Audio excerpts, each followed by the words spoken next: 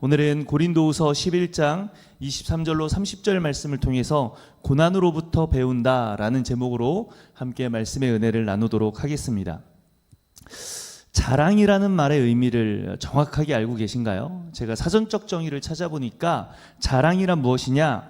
자기 자신 또는 자기와 관계 있는 사람이나 물건, 일 따위가 썩 훌륭하거나 남에게 칭찬을 받을 만한 것임을 드러내어 말하는 것, 또는 그렇게 말할 수 있는 거리들을 바로 자랑이라고 말한다고 합니다.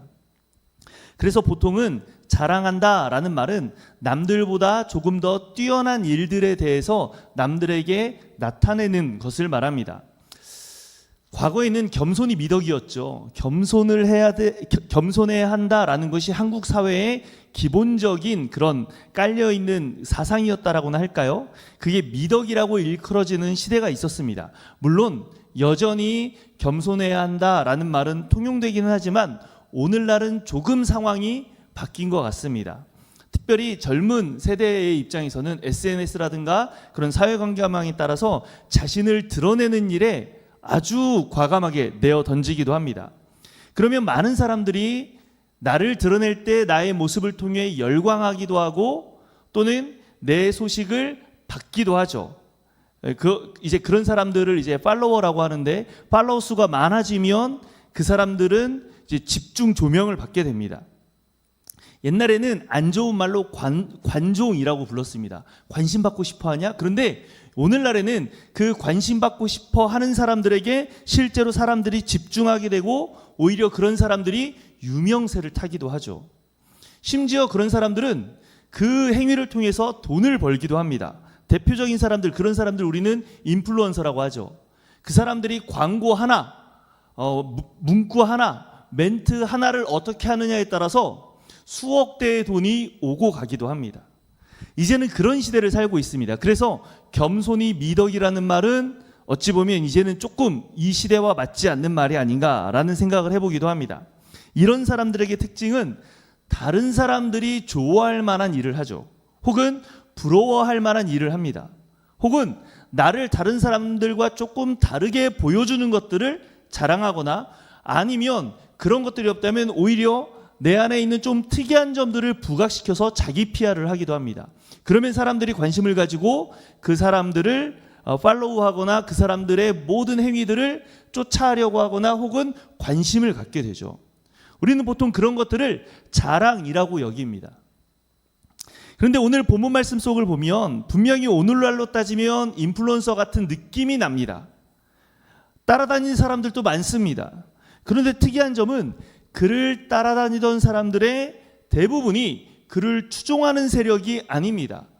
자랑을 하고 내가 옳게 보이고 내가 뭔가 다른 사람들보다 뛰어나기 때문에 나를 따라오는 것이 아니라 그 사람의 문제점이 무엇인가를 꼬집기 위해서 그 문제점을 파헤치고 그 사람을 고발하기 위해서 따라다니는 사람들이 많았습니다.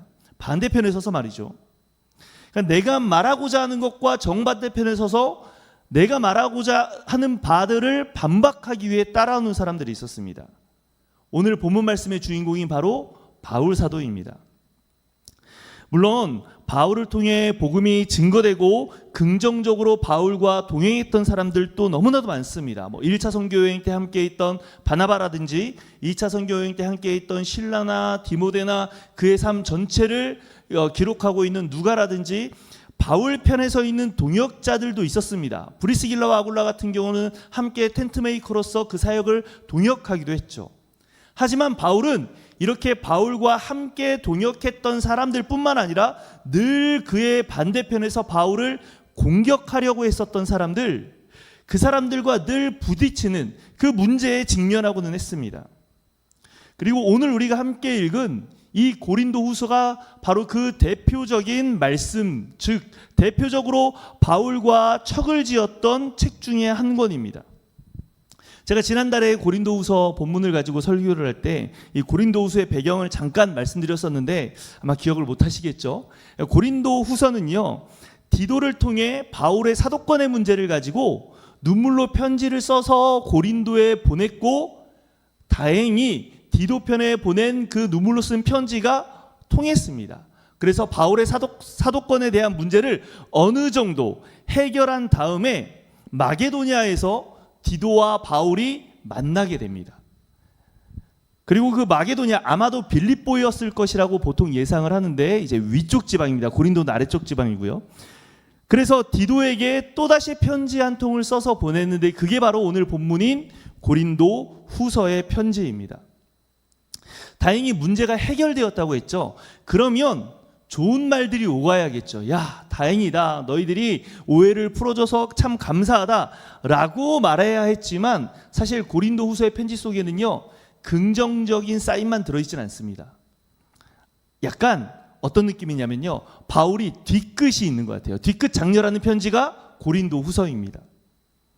특별히 고린도 후서 10장부터는 바울이 다시 한 번 더 자기의 사도성, 사도직을 변호하는 내용을 또다시 기록하고 있습니다. 아마 눈물로 쓴 편지에서 그에 대한 내용을 그렇게 많이 썼을 거라고 예상할 수 있는데 또다시 써서 보내는 편지 고린도 후서에서 동일한 말씀을 하고 있는 것이죠. 그런데 고린도 후서에서 쓰고 있는 이 사도직을 변호하는 내용의 특징 중에 한 가지가 뭐냐면 내가 사도로서 내세울 것들, 즉 자기를 드러내기 위한 그런 말들을 하기는 하지만 그 방식이 조금은 특이합니다. 고린도후서 10장 13절을 볼까요? 고린도후서 10장 13절을 보면 그러나 우리는 분수 이상의 자랑을 하지 않고 오직 하나님이 우리에게 나누어 주신 그 범위의 한계를 따라 한다. 곧 너희에게까지 이른 것이다.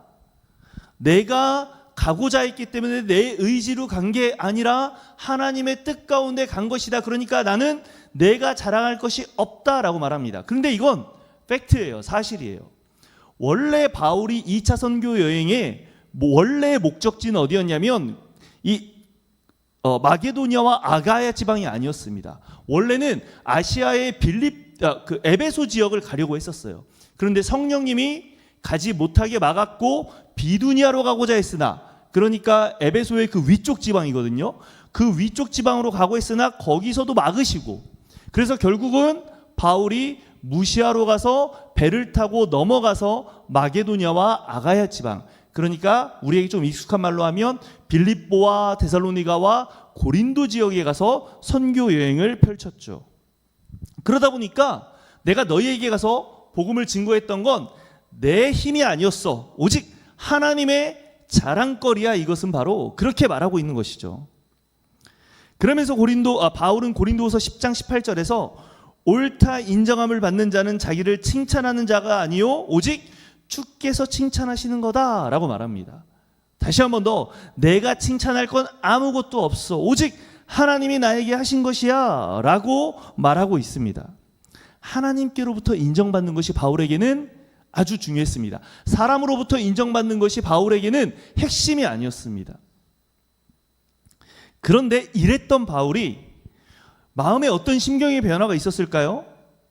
모든 문제, 사도성에 대한 문제가 해결되었고 지금 내 자랑거리는 없고 오직 하나님이 나의 자랑이다 라고 말했던 그 바울이 그 진심, 바울의 진심을 왜곡했던 고린도 교인들, 그리고 아마도 문제가 겉으로는 해결되었지만 그 안에 여전히 그 문제가 남아 있었겠죠. 어떻게 단번에 바울의 사도성에 대한 문제를 해결할 수 있었겠습니까? 그러니까 외연적으로는 뭔가 하나로 합쳐지는 그런 모양새였겠지만 화학적으로 결합되는 건 절대 불가능했을 겁니다. 그러다 보니까 그들을 향해 다시 한 번 더 자신의 정당성을 사도 바울은 증명하기 위한 말들을 합니다. 고린도후서 11장 22절에서는요, 바울은 뭐라고 말하냐? 그들이 히브리인이냐? 아마도 바울의 사도성 문제를 저격했던 사람들이 바로 히브리인이었던 것 같습니다. 뭐라고 말합니까? 나도 그러하다. 그들이 이스라엘인이냐? 나도 그러하며 그들이 아브라함의 후손이냐? 나도 그러하다 라고 바울은 말합니다. 자신의 외적인 조건들에 대해서 이야기하고 있죠. 아마도 바울의 사도권에 대한 문제, 사도성에 대한 문제를 제기했던 사람들이 이런 모든 조건들, 즉 바울과 같은 조건들을 가진 사람들이지 않았을까라고 우리가 예상할 수 있는 부분들입니다. 바울은 이 말씀에 이어 사도로서 그러면 자신이 내가 사도로서 그들과 다르게 내세울 것은 무엇인가? 즉 다른 말로 표현하면 나의 자랑거리는 무엇인가? 오늘 본문에서 내가 그들과 다르다. 내가 그들과 다른 점은 무엇이며 그 다른 점이 내가 참된 사도임을 증명하는 것이다 라고 바울은 이야기합니다. 그리고 오늘 본문에서 읽은 것과 같이 바울이 자랑하고 있는 그 자랑거리들을 살펴보면요, 40에서 하나 감한 매를 무려 5번을 맞았다. 3번 태장을 맞았고 돌로 맞고 파선했다. 이걸 과연 자랑거리라고 여길 수 있을까요? 내가 복음을 전하면서 오히려 고난받았는데 바울은 그것이 나에게 참된 자랑거리임을 자신 있게 이야기하고 있습니다. 이 40에서 하나 감한 매가 뭐냐면요, 유대인들에게 있어서 신명기 25장 3절에 보면 최대로 태장을 때릴 수 있는 횟수가 40대입니다. 그런데 유대인들은 왜 39회를 때렸을까요? 실수로 세다가 잘못 세서 41대를 때리면 율법을 어기는 거죠. 그래서 모세의 율법에 의해서가 아니라 미시나의 규정에 의해서 39대까지만 때리는 겁니다. 실수로 한 대를 더 때렸더라도 율법을 어기지 않기 위해서. 그러니까 돌로 치는 율법도 있었지만 그런 율법을 제외하고 제가 생각했을 때 제가 알고 있는 범위 내에서는 이 40에서 하나 감한 매를 때리는 건 거의 가장 강력한 처벌 규정이었습니다. 그리고 그게 대충 때리지 않습니다. 온 힘을 다해 때립니다. 그래서 실제로 그 매를 맞는 사람들은 배변을 하거나 배뇨를 하거나 죽음의 위기 속에 빠지는 사람들도 있다고 합니다. 그래서 늘 안전장치, 그 사람이 죽으면 안 되거든요. 죽이기 위한 형벌이 아니기 때문에, 죽으면 안 되기 때문에 죽지 않기 위한 최소한의 안전장치를 두고 태형, 그러니까 39대를 때리는 겁니다. 13대는 제가 알기로는 가슴 부위를 때리고요, 26대는 등 부위를 때리나 제가 예전에 기록에서 봤던 기억이 있는데 정확하진 않습니다. 어찌됐든 부위까지도 정해져 있습니다. 그만큼 아주 엄중한 규정으로 바울은 무려 5번이나 맞았던 겁니다. 뿐만 아니라 바울은 태장을 3번 맞았다고 합니다. 태장은 유대인의 율법이 아니라 로마법에 의해서 맞는 겁니다. 로마의 형벌이란 말이죠. 실제로 사도행전 16장 22절로 23절 말씀에 의하면 바울은 로마에 의해 고발을 당하고 옷을 찢김을 당하고 매로 맞고 감옥에 갇히게 되었습니다.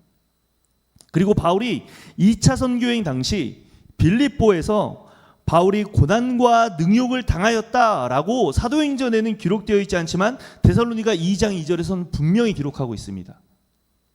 아마도 빌립보라는 지역 자체가 로마의 퇴역한 군인들이 많이 살았던 곳이었고 그곳에는 회당이 없었다라는 점을 감안해 본다면 아마도 이 로마인들에 의해서, 로마 사람들에 의해서 그런 능욕을 당한 것이 아닐까라고 우리는 상상해 볼 수 있습니다. 이뿐만이 아닙니다. 이게 끝이 아니에요. 파선당하는 것, 강과 강도의 위험, 동족과 이방으로 인한 위험, 지금 고린도에서의 이런 어려움들, 사도성에 대한 문제가 바로 동족에 의한 거 아니겠습니까? 그리고 시내, 그리고 광야, 여기서 시내가 냇가가 아니고요, 도시입니다. 도시에서도 그랬고 시골에서도 그랬고 바다에서도 그랬다. 거짓 형제로부터도 그런 위험을 당했다. 지금 바울이 자랑하고 있는 것들은 세상적으로 어느 것 하나 내세울 수 없는 자랑거리라고 감히 말할 수 없는 내용들에 대해서 바울은 이야기하고 있는 겁니다. 바울의 이러한 여러 종류의 위험을 지금 1차 선교 여행 때부터 바울은 계속해서 겪어왔고 지금 현재 3차 선교 여행 중에도 당하고 있습니다. 빌립보에서 이 고린도 후서를 기록했다고 말씀드렸는데 에베소를 조금 빨리 나오게 됩니다. 원래는 3년간 머물려고 했는데 3년을 채우지 못하고 조금 빨리 나오게 되는데 그것 또한 역시 폭동에 의해서 바울 일행을 못 살게 굴었기 때문에 어쩔 수 없이 조금 빨리 에베소 지역을 떠나오게 되었습니다. 뿐만 아니라 2차 선교여행 때 사도 바울이 고린도를 처음 방문했을 때 고린도전서 2장 3절에서는 바울의 심정을 이렇게 표현하고 있습니다. 내가 너희 가운데 거할 때에 약하고 두려워하고 심히 떨었노라. 이게 고린도전서 2장 3절의 기록인데 이 말씀의 의미는 뭐냐면 내가 너희에게 처음 갔을 때 2차 선교여행 때 처음 고린도를 방문했으니까요. 그때 내가 너무 두렵고 떨리는 마음으로 너희 가운데 갔었어 라고 말하고 있는 겁니다. 2차 선교여행 때 바울은 어땠습니까? 빌립보에서 고난과 역경을 거쳐서 데살로니가로 갔는데 데살로니가에서는 그 교회 안에 핍박이 있었습니다. 그리고 거기서 쫓기듯이 아데네까지 내려왔죠. 그리고 아덴에서는 하나님의 말씀을 증거했지만 아주 지식적인 사람들에 의해서 사역의 실패를 경험합니다. 아주 고통스러웠던 자신의 상황을 지금 회상하고 있는 겁니다.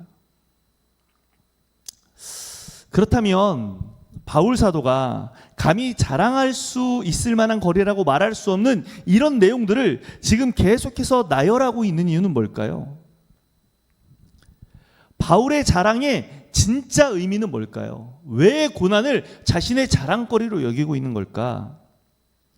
아마도 제가 이 본문을 해석하건대 바울이 말하는 자랑은 나는 무엇을 위해 고난을 받았다?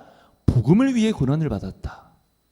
그렇기 때문에 결국 바울의 고난에 대한 자랑은 내가 복음 전도자로서의 이 사명을 감당한 것이 바로 바울에게는 가장 큰 자랑거리였던 겁니다.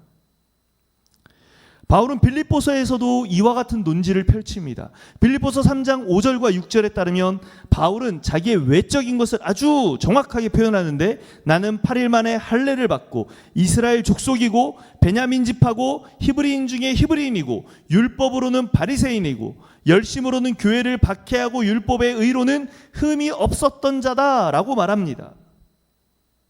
이게 5절과 빌립보서 3장 5절과 6절의 말씀인데요. 바로 이어지는 빌립보서 3장 7절에서는 하지만 내가 그리스도를 위해 내가 이 모든 것을 해로 여긴다. 심지어는 뭐로 여기겠다? 배설물로 여기겠다. 이게 어떤 건데요? 8일 만에 할례를 받았다. 나는 이스라엘 족속이고 베냐민 집하고 히브리인 중에 히브리인이다. 우리가 알고 있는 대로 바울은 산헤드린 공회원이었을 겁니다. 그리고 공문을 들고 그리스도를 믿는 예수를 믿는 사람들을 억압하고 그들을 잡아올 수 있을 정도의 정치력을 가지고 있었던 사람이고요. 가말리엘 문화에서 교육을 받았던 사람입니다. 가말리엘 문화가요, 유대인들 중에 이 학파 중에 아주 수려하고 오늘날 우리로 따지면 쉽게 설명하면 우리나라에서 서울대를 나왔다라고 생각하시면 됩니다. 그 정도로 유대인으로서는 가장 강력한 지위를 누리고 있었고 거기에 플러스 알파 로마의 시민권자였습니다. 하지만 그 모든 조건들을 사도 바울은 스스로 해로 여겼고 배설물로 여겼다라고 말합니다. 사실 앞전에 빌립보에서의 그런 고난과 역경 바울은 굳이 당할 필요가 없었습니다. 왜요?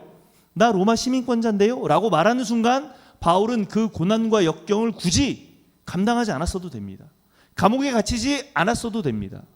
하지만 바울은 그 사실들을 뒤늦게 나중에 이야기하죠. 그러니까 이 천부장이나 백부장들이 어떻게 합니까? 그냥 내쫓듯이. 왜요? 그 상황이 알려지게 되면 자기들이 문책을 당하기 때문에 로마 사람을 함부로 자기들이 대했다는 사실은 문제가 되기 때문에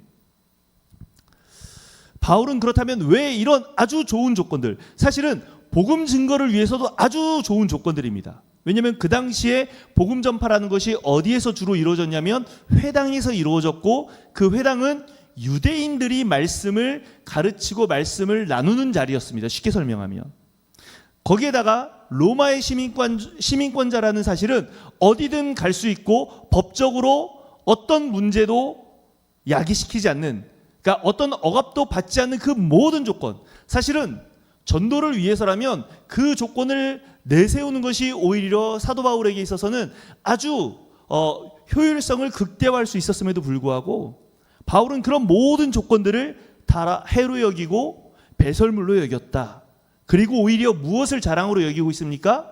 내가 받은 고난, 태형을 당하고 매를 맞고 파선하고 내가 시내로부터 광야로부터 바다로부터 그 받은 환난과 고난을 오히려 자신의 자랑거리로 여겼습니다. 서두에도 말씀드렸습니다. 세상에서는 자신을 드러내는 것이 중요하죠. 그래서 취업을 위해서는 가장 먼저 쌓아야 하는 것이 스펙입니다. 스펙을 쌓아서 나를 드러내야지만이, 나를 그렇게 증명해야지만이, 자신을 자랑해야지만이 이 세상에서 성공할 수 있습니다. 하지만 앞에서 말했던 것과 같이 사도 바울은 마치 사도 바울을 증명해 줄 수 있는 그 위대한 모든 스펙들을 다 해로 여기고 배설물로 여겼다라고 말합니다. 그리고 고린도후서 11장 30절에서 바울의 자랑은 오히려 자신의 연약함이다. 나는 나의 연약함을 자랑한다 라고 고백하고 있죠. 그의 연약함은 결국 그리스도를 위한 희생이었고 헌신이었습니다. 그렇기에 바울은 그리스도를 위한 희생과 헌신이 담긴 자신의 고난이 자신의 인생에 있어서 가장 큰 자랑거리였다라고 자신 있게 말할 수 있었던 것이죠. 바울만 그랬을까요? 바울만 그랬다면 너무 그 조사의 표본이 빈약하겠죠. 우리 한 사람만 더 살펴본다면 사도행전 7장의 스데반은 어떻습니까? 스데반 그 단 한 사람, 우리가 보통 7 집사, 정확하게 사도행전에서 집사라는 직분은 아니지만 그 7 사람 중에 한 사람이었던 스데반의 죽음을 한번 생각해 볼까요? 스데반의 죽음으로 인한 그 복음의 파장의 영향력이 어떠했습니까? 그 결과 사마리아와 안디옥에까지 복음이 증거되고요. 심지어 안디옥에 복음이 증거되었을 때 처음으로 그리스도인이라는 명칭이 그때부터 생기기 시작합니다. 스데반의 죽음은 누군가가 봤을 때는 아주 형편없고 의미 없는 죽음이었겠지만 오히려 사도행전 8장에서는 스데반의 죽음을 원인으로 해서 복음이 온 사방으로 이방 세계까지 온전히 펼쳐지고 증거되는 아주 중요한 매개체가 되었습니다. 그저 한 사람의 죽음이라고 치부하기에는 스데반의 죽음, 즉 스데반의 고난은 어마어마한 영향력을 끼치게 되죠.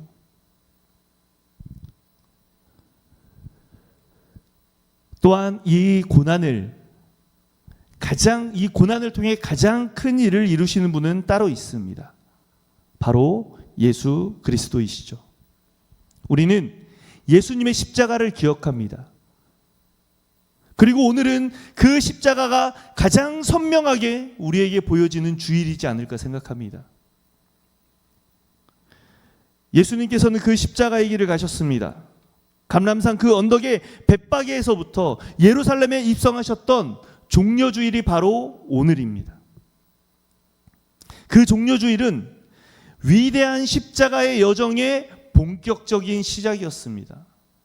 3년간의 공생애의 방점을 찍을 수 있는 예수님의 생애, 전 생애의 가장 클라이막스 부분의 시작이 바로 이 종려주일이죠. 누군가는 종려주일, 나귀를 타고 벳바게에서부터 예루살렘 성전까지 들어가시는 예수 그리스도를 정치적인 메시아로 우리를 로마의 속박으로부터 해방해 줄 수 있는 사람으로 여겼겠지만, 하지만 예수님이 걸어가신 길은 그런 길이 아니었죠. 예수님이 이제 본격적으로 이 땅에 오신 그 이유를 드러내기 시작하십니다. 바로 고난의 시작이고 십자가의 죽음이 예수님이 이 땅에 오신 참된 목적이었음을 분명히 하는 날이 바로 이 종려주일, 그리고 이 고난 주간입니다. 그리고 그 고난, 곧 십자가의 죽음을 통해 하나님이 이 땅에 독생자를 보내신 분명하신 이유를 우리에게 가르쳐주고 있습니다. 예수님의 자랑은 무엇입니까? 병든 자를 고치시고 산상수훈의 말씀을 증거하시니까 수많은 무리들이 예수님을 따르고, 오병이의 기적을 통해서 무수히 많은 사람들이 예수님께로 나아오고, 물을 포도주로 바꾸시고, 그런 놀라운 기적을 베푸시는 것이 예수님에게 있어서 가장 위대한 업적이었을까요? 저는 그렇게 생각하지 않습니다. 결국 예수님이 제자들을 양육하시고 가르치시고 복음을 증거하시고 병자들을 고치시고 수많은 기적을 행하셨던 이유는 그 위대한 업적을 드러내기 위함이 아니라 이 고난을 통해 십자가에 죽으신 곳 복음의 증거가 가장 왕성해지기 위해서 밑작업을 하신 겁니다. 나는 이런 예수야. 나는 이런 존재야. 하지만 나는 십자가의 죽음으로 나의 지금까지 해왔던 모든 일들을 완성하겠어. 그러니 너희들도 이 길을 따라오지 않을래? 예수님이 말씀하고 싶으셨던 건 5,000명을 먹이셨던 것도 아니고 물을 포도주로 만드셨던 그 기적에 화나는 것도 아니고 예수님은 당신의 그 십자가와 그 고난과 그 죽음과 완성이신 그 부활 그것을 통해 참된 복음의 의미를 깨닫게 하기 위함이었습니다. 그러기 위해서 반드시 필요한 것은 고난이었습니다. 물론 고난이 완성 지점은 아닙니다. 기독교 가치의 가장 중요한 핵심은 부활입니다.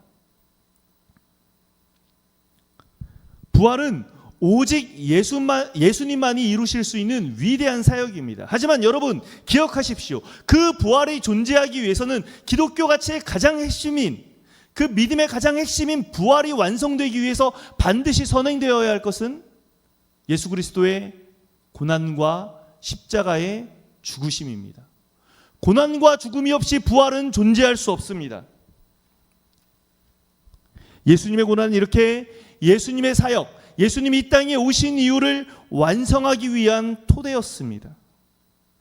이 고난 주간, 그 사역의 완성을 이루기 위해 이 땅에 오셨고 마지막 그 고난의 길을 걸으셨던 그리고 그 고난의 여정의 시작 지점인 바로 이 종려주일과 이 고난 주간 우리는 무엇을 기억하겠습니까?